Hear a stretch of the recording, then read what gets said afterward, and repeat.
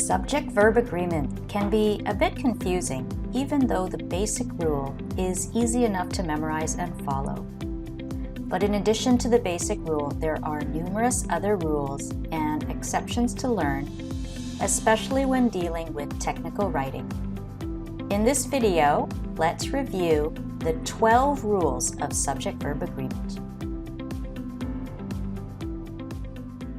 Let's start with rule number 1, or the basic rule. The basic rule of subject-verb agreement is if a subject is singular or uncountable, then the verb is singular. A job is available. And if the subject is plural, the verb is plural. Many jobs are available. Keep in mind that throughout this module, we are referring to the third person form he, she, it, not the first person I or the second person you. So that sounds easy, right? But don't forget about how to know if a noun is countable or uncountable. There are some basic guidelines in the countable and uncountable nouns module, so check that out before this module if you haven't already. Rule number 2. Beware of some plural nouns. Remember the plural nouns module? Some of those plural nouns can be tricky. For example, recall that some plural nouns never change their form, even if they are singular or plural. Then there are those plural nouns that are always plural, and finally irregular plural nouns with an irregular plural form, meaning that you cannot add an S to them. Their form changes altogether. If you are not sure what I'm talking about, check out the plural module. Rule number 3. Focus on the subject, not the phrase after it. Sometimes the subject and verb are separated by phrases like relative clauses or adjective clauses or prepositional phrases. In those cases, look at the original subject and match the verb accordingly. For example, the team, which is in charge of writing the reports, is under a great deal of pressure. Even though the word reports might throw you off, focus on the subject. Here's another one. The team, as well as the committee members, is writing the report. As well as, in addition to, including, accompanied by. None of these phrases will make the verb plural. Rule number 4. 2 or more subjects joined with and take a plural verb.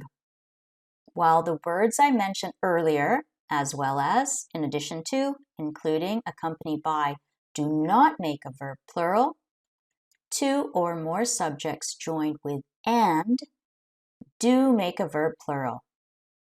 A manager and some employees are waiting in the boardroom. Rule number 5. 2 or more subjects joined with or nor use a singular verb. Just like and makes the verb plural, when you see or nor, you should use a singular verb.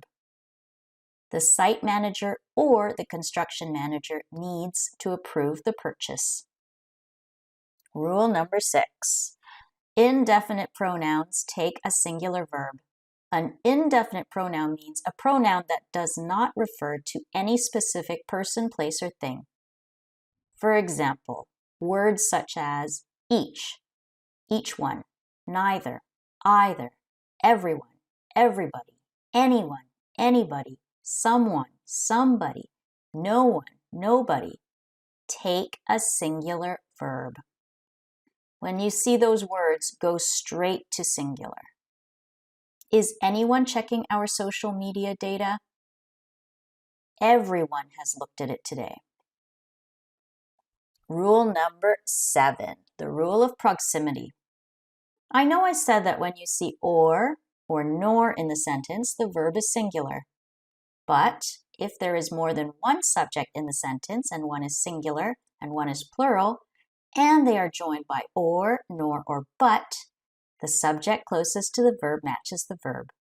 Neither Dev nor his co-workers are ready for the presentation. Either the girls or Dev is creating the slides. Rule number 8. When there is only one subject, but more than one verb, all the verbs agree with the subject. We write and submit the report this week. Rule number 9. Be careful when subjects follow the verb. This usually only happens with the phrase there is or there are or in questions. There are many reasons why they decided to stop construction. Where is the training manual for the photocopier? Rule number 10. Collective nouns can be either singular or plural depending on the quantity or unit. What's a collective noun? A collective noun is a noun which refers to a group of things as a whole. Some examples of collective nouns you might encounter in technical writing are group, organization, committee, team, crew, company, class. When you use collective nouns in the sentence, they will usually take a singular verb because we think of them as one unit doing one action together. The crew begins work in the morning. However, it is possible to think of each individual in the group as well. The team are preparing their luggage for their upcoming business trip. They would not be sharing and packing one suitcase together. Rule number 11. Some expressions of quantity with of can be singular or plural. These are expressions such as some of, a lot of, a percentage of, a fraction of, a half of, a part of, and a majority of, etc. Depending on the object of the prepositional phrase, they can be singular or plural. For example, half of the workers are dissatisfied with the new policy. A large percentage of the money is allocated to research. Finally, rule number 12. Like in most languages, there are always some strange exceptions. Some of the exceptions that you might encounter include expressions of time. 2 o'clock is when we meet. Money and distance. $5 is cheap. Illness. Diabetes is a worldwide issue. Fields of study. Engineering has changed. Mathematical equations. The product of n and 6 is 12. All of these expressions will take a singular verb. Sound familiar? Some of these are examples of uncountable nouns, so remember to review that module again. And that's it. There's a lot to remember, but you will not encounter all of these situations when writing all the time. However, when you do encounter them, use the infographic in this module by printing it out and keeping it with you when you are writing. Thanks for listening.